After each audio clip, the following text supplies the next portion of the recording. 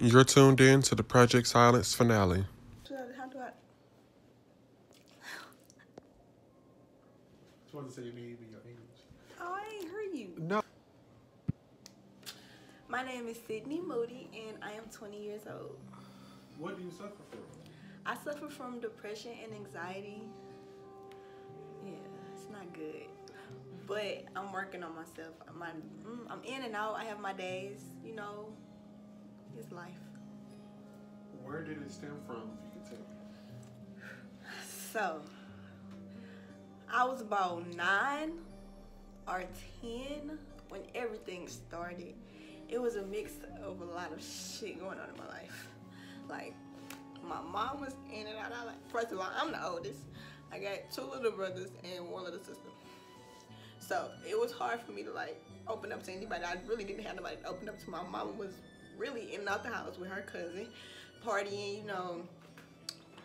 You want to be a parent, but then you don't want to be a parent, you know, stuff like that. So, we used to have a babysitter, right? And he was a member of our family. He used to babysit us. And I was the one who was chosen, as they say, to get molested. Like, I don't know. It just happened over and over again. So, that right there was a mental shutdown. It kept going on from 9, 10, 11. And then when I turned 11, my dad died on top of that. I read it in a newspaper, and that's a fucked up way to read about a parent that was in and out your life from the jump. But when you see when you see a parent, a father figure or mother figure, you're going to get excited because it's like, I miss you, where have you been? And I had a feeling like, where am I? You know, something ain't right. My cousin come in the house, he like, hey Sid, how you doing? I'm like, I'm okay. He like, her, read this paper. So I read the paper. I'm like, oh, that's sad. What happened to the guy? Coming to find out, the dude who it was, he got shot in the head and was thrown in a ditch, and he was there for like 2 weeks. It was undeniable. Only thing they could tell who it was is from his teeth. So it ended up being my dad, and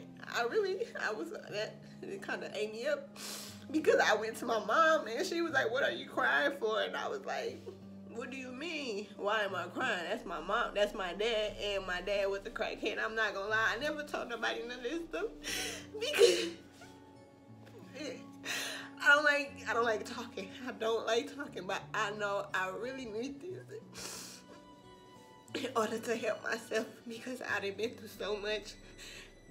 And so that was another thing. And as I turned 12, I was still getting raped. And it was nothing my mama could do because after I told her, she didn't believe me until he went to another state, got caught, and was in jail for it. And now she want to say, well, at the time, what was I supposed to do? What do you know? I'm not going to get into that because that's a situation I have to talk to her about. I'm not going to down her on nothing on that behalf because what happened. It's not something I can just get over.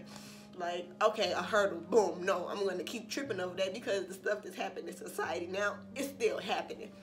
Nobody's taking control over it. That's just something that's where everything started. That's where my depression started at. I tried to open up, I got shut down. So how can you open up to somebody else outside of your family when your own family didn't have your back? And that's where everything started at. So right now, me being 20 years old, 9, 10 years later, I'm still mentally disturbed from everything that I've went through. And I've been struggling since then with no food, no water. We've been through hell and dirt. No lights. Wearing the same clothes from 6th, 7th, and 8th grade to freshman year. Me and my sister sharing clothes. Like, I had to get shit from the mud, literally. Y'all don't understand that, but I do.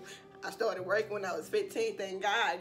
My family was always there to support us, but they really couldn't do much because it was 4 of us. It just wasn't just me and my sister. So they can't really just hear, I'm going to help y'all as much. They helping us as much as they can, but they have their own family to tend to. That's why I say my problems are my problems. My struggle is my struggle. I can't tell nobody my situation because they never really been in a situation that I can lean on somebody to support me in. You know what I'm saying? Like, it's life. But I'm working on myself, you know. I'm trying really hard. I have a baby. He's 1. That right there is my joy. But yeah, it's hard. It's really hard. It's like, that's hard. Well, you answered the next question. How are you coping? Like, what helps you now?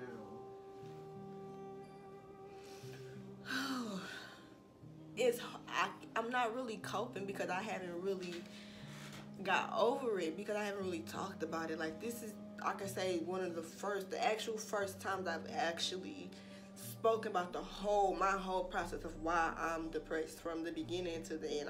I just say bits and pieces here and there, but I never actually said it out. So for me to cope, I know I like to write, and I know I like to be around happy, like I'm a CNA, so that right there puts me in a mindset of helping people. So when I help someone, I can cope. My coping mechanism is helping people to give and not to get.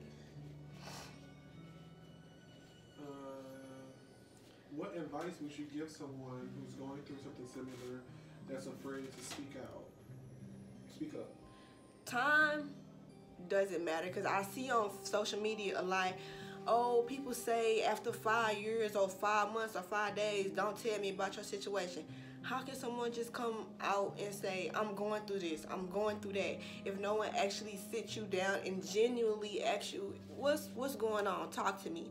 You cannot come to somebody and say, what's been going on? Like, your tone do affect the response, so my advice is get help, because you don't want to be in a mental state to where you're belligerently crying and you can't do nothing about it because you have no hope. Hope is always there. You see this shirt, it says I'm fine. I am fine, but some days I'm not. But it's okay not to be okay, as long as you have the resources to get yourself back up again. And I do. Sometimes I didn't. Now I do. I'm going to use it. You have to open your mouth, because closed mouths don't get fed.